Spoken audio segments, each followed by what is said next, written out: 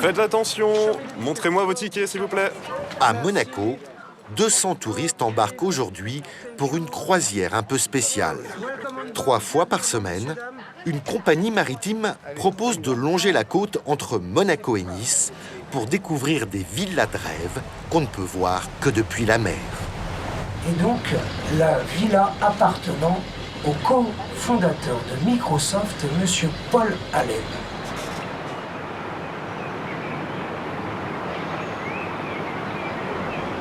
Ces touristes venus du monde entier déboursent 37 € pour se transformer en paparazzi.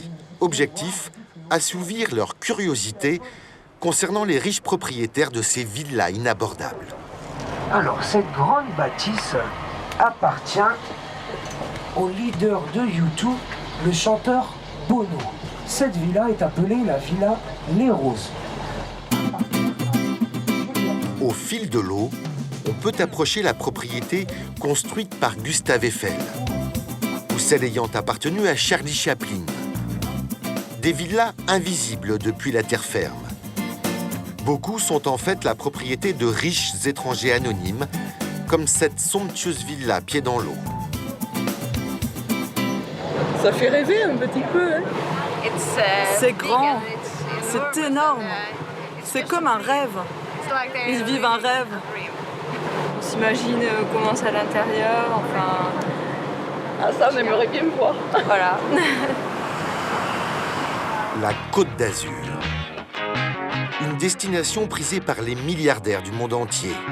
130 km de littoral entre Monaco et Saint-Tropez. Depuis longtemps, les riches propriétaires y ont investi les plus beaux endroits. Les hauteurs de Cannes, le Cap d'Antibes, la baie de Villefranche-sur-Mer ou encore la presqu'île de Saint-Jean-Cap-Ferrat. Ce qui les attire, le soleil, la mer, mais surtout une concentration unique au monde de magnifiques villas, des demeures d'époque, parfois de véritables palais, des petits paradis sur terre avec vue sur mer, dont les prix s'affolent. À Saint-Jean-Cap-Ferrat, une villa de 600 mètres carrés, à l'adresse confidentielle, vient de se vendre 130 millions d'euros, soit 216 000 € le mètre carré, un record mondial. Ici, même les prix à la location sont incroyables. Pour séjourner par exemple au Palais Bulle, propriété du couturier Pierre Cardin, il faut débourser 27 000 € par jour. Ça n'a pas de prix, le Palais Bulle. Une folie architecturale de 1200 mètres carrés, sorte de mix entre une station spatiale et le village des Barbapapa, version luxe.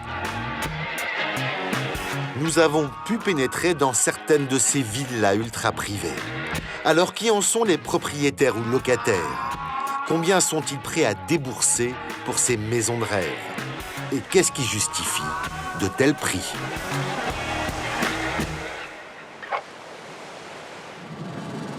Le boulevard de la Croisette à Cannes.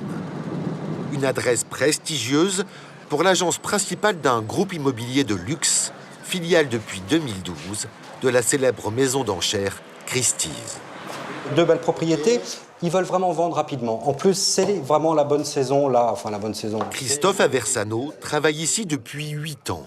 Son quotidien, des transactions à plusieurs dizaines de millions d'euros. Tout à l'heure, Anita.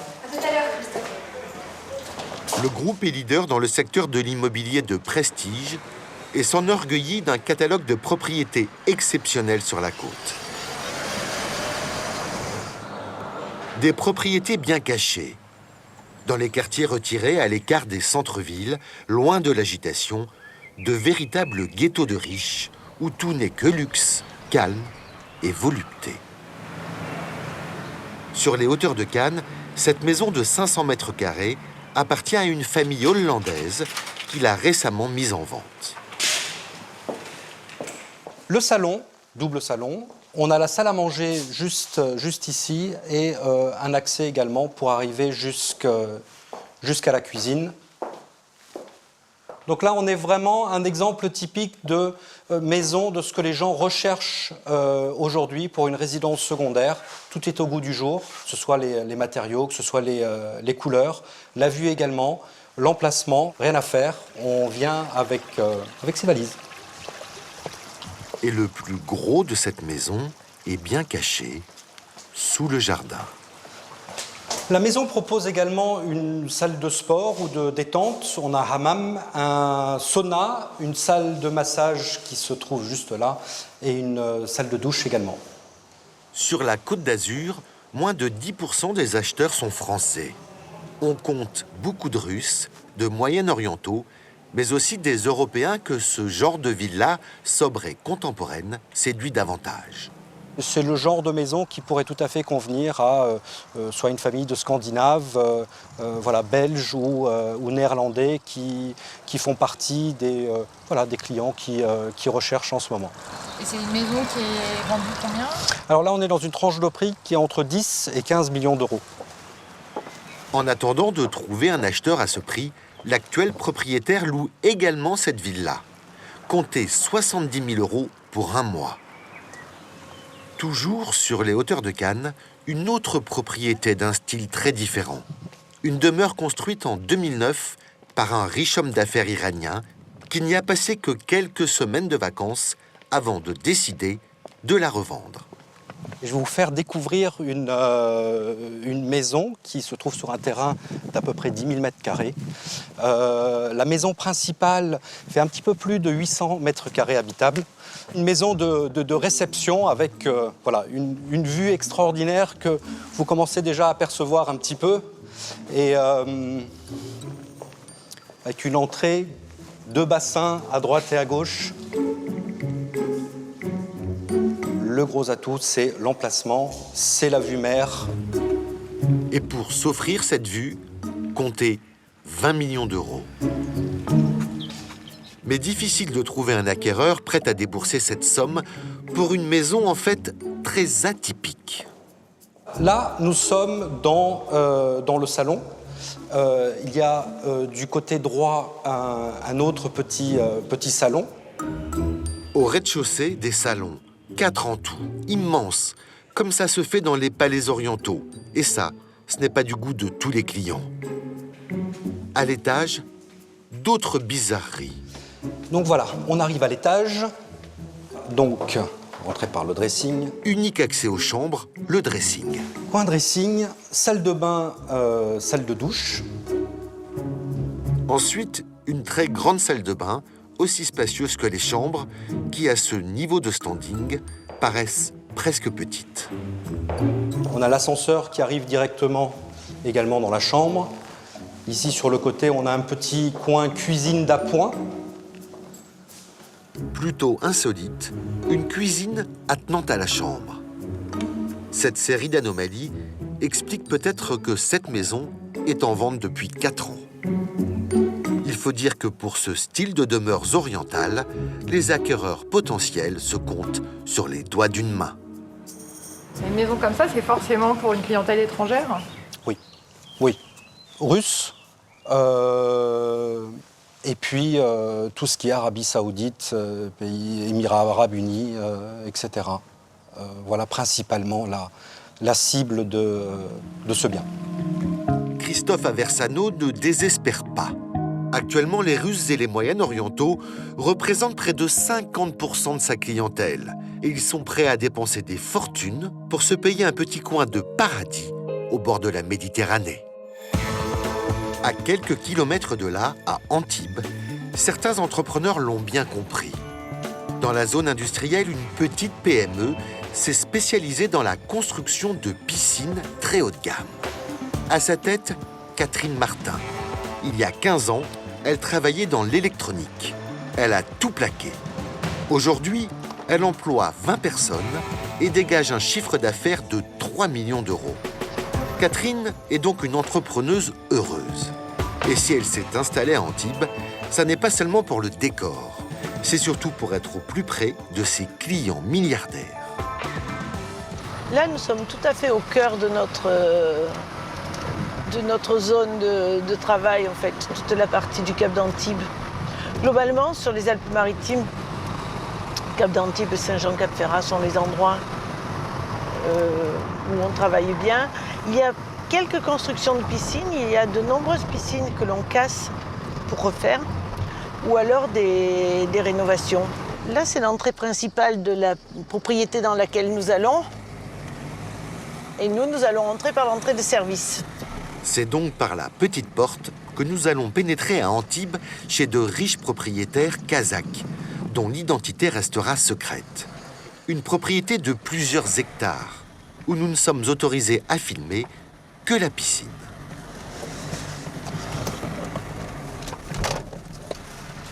Alors dans les grandes propriétés, on voit toujours ces petites voitures qui permettent de circuler aisément dans la propriété.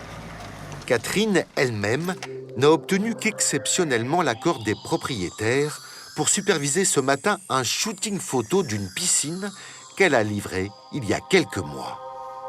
Une piscine totalement exceptionnelle. D'abord par ses dimensions hors normes, 10 mètres sur 20, soit 200 mètres carrés de baignade. Mais le vrai trésor se trouve au fond de l'eau turquoise, des mosaïques en forme de coquillage réalisées à la main. Elles ont nécessité 600 heures de travail. Particularité, les carreaux sont en or. Sur toute la surface de la piscine, ce sont plus de 10 000 carreaux qui scintillent. C'est de l'or 24 carats qui est incrusté entre deux feuilles de verre. Et voilà, et là c'est de l'or, si on regarde, on peut avoir de l'or lisse ou de l'or vague, ça s'appelle, là on a des petits dessins qui permettent de donner du relief. Moi j'aime bien mettre cela dans les piscines parce que en fait on a les reflets du soleil le soleil qui se reflète bien dedans et je trouve que ça ressort mieux que des carreaux lisses. Il m'est même arrivé d'en faire une de taille équivalente, tout en or jaune. Je pense que lorsque les gens se baignent dedans, ça doit faire un petit peu la sensation de l'oncle Picsou qui se baigne dans son tas d'or. Mais c'était assez surprenant. Bon, c'est un style aussi. Des piscines carrelées d'or, réservées à quelques milliardaires. En tout, il n'en existerait que 4 ou 5 exemplaires comme celle-ci dans le monde. Alors combien peut valoir une telle piscine ? Quand il s'agit de parler budget, Catherine a un devoir de confidentialité. Elle est obligée de rester assez vague. C'est plusieurs centaines de milliers d'euros, mais ça peut être... le prix moyen d'une piscine en France est de l'ordre de 25 000 euros. Là, on est sur des piscines qui forcément dépassent les 100 000 euros. Et ici, on avoisine probablement les 500 000 euros. Ce n'est pas tout. Dans ce bâtiment qui jouxte le bassin principal, les propriétaires kazakhs se sont également fait construire une très belle piscine intérieure. Je trouve que le scénario est un peu lent, le scénario de changement de couleur est un peu lent. Est-ce qu'on peut le faire défiler plus vite? Par contrat, Catherine est chargée des détails avant l'arrivée des propriétaires kazakhs pour leurs vacances d'été. Tout doit être parfait. Des chantiers gigantesques, comme celui de ces Kazakhs, Catherine en signe 1 ou 2 par an. Sa spécialité, plutôt les piscines design et hyper techniques, comme ce projet en chantier à Golfe-Juan. Bonjour. Nous sommes dans la résidence secondaire d'un propriétaire suisse.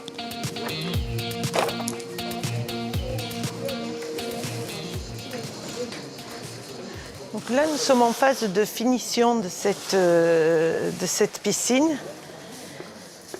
qui est très très particulière puisque en fait c'est une piscine miroir. Les piscines miroirs, le dernier chic chez les propriétaires fortunés de la côte.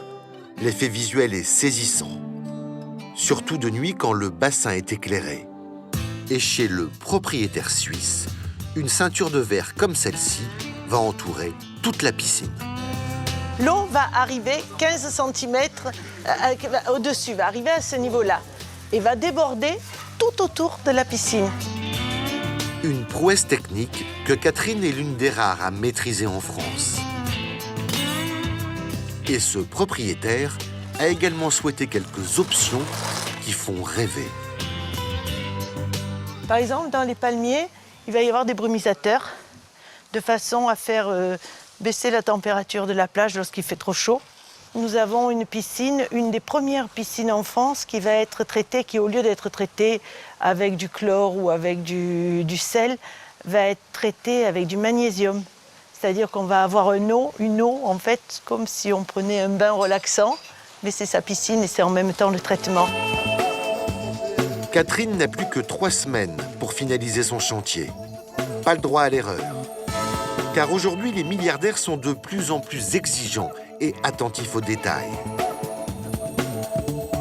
Sur la côte, les villas les plus recherchées, celles qui sont meublées, décorées et prêtes à habiter. À 35 km de là, la baie de Villefranche-sur-Mer. Un emplacement très prisé, surnommé la baie des milliardaires. Le château de la Cima, une demeure construite au début du XXe siècle, qui surplombe la baie. Elle vient d'être entièrement rénovée, 18 mois de travaux, y compris les 4000 mètres carrés de jardin. À l'intérieur, la table est mise. Les propriétaires ne semblent pas loin.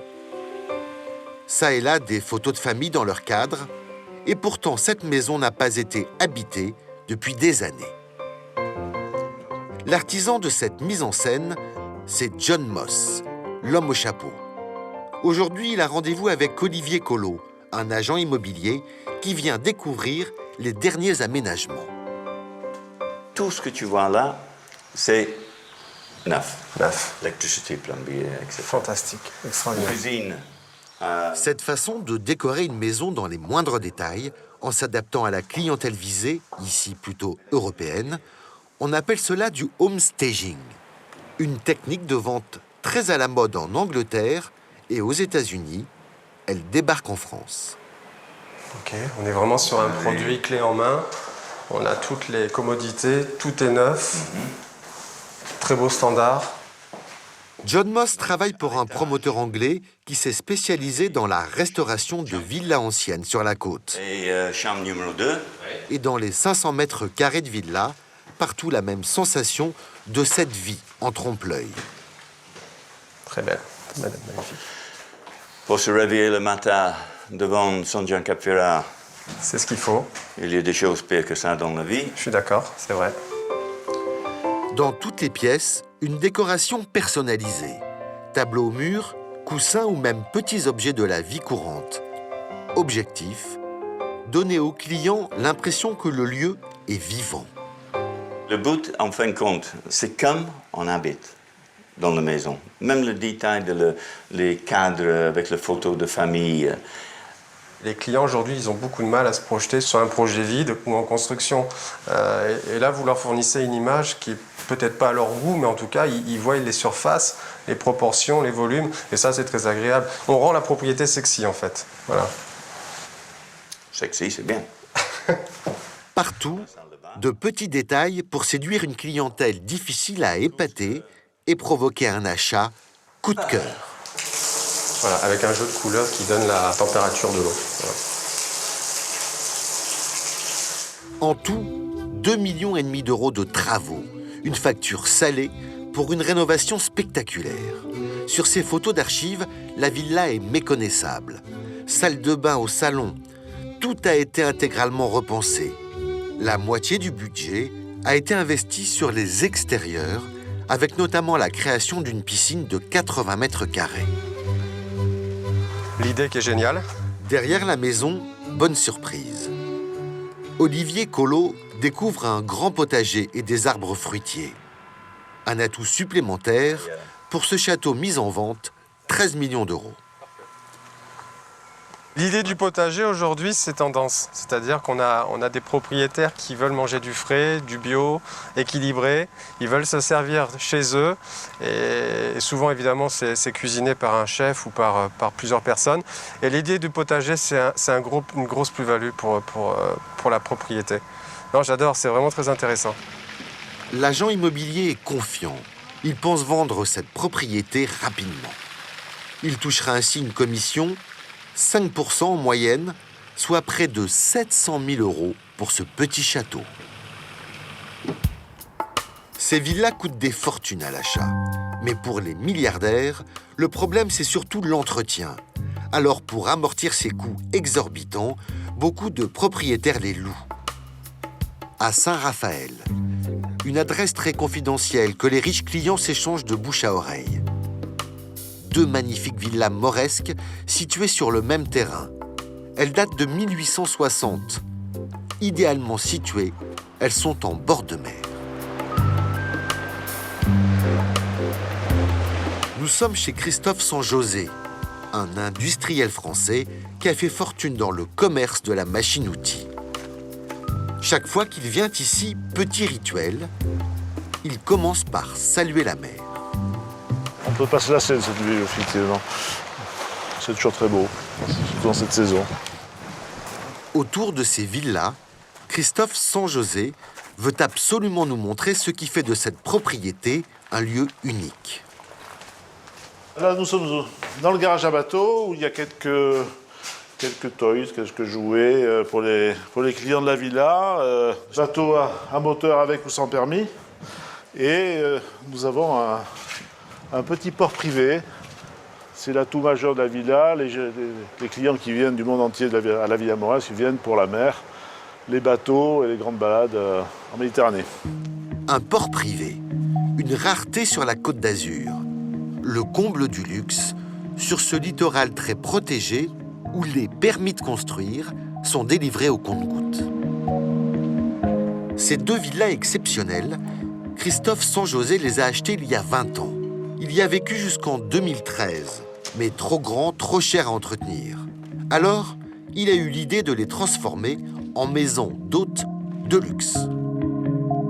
17 suites de 60 mètres carrés qu'on peut s'offrir pour 1 400 € la nuit.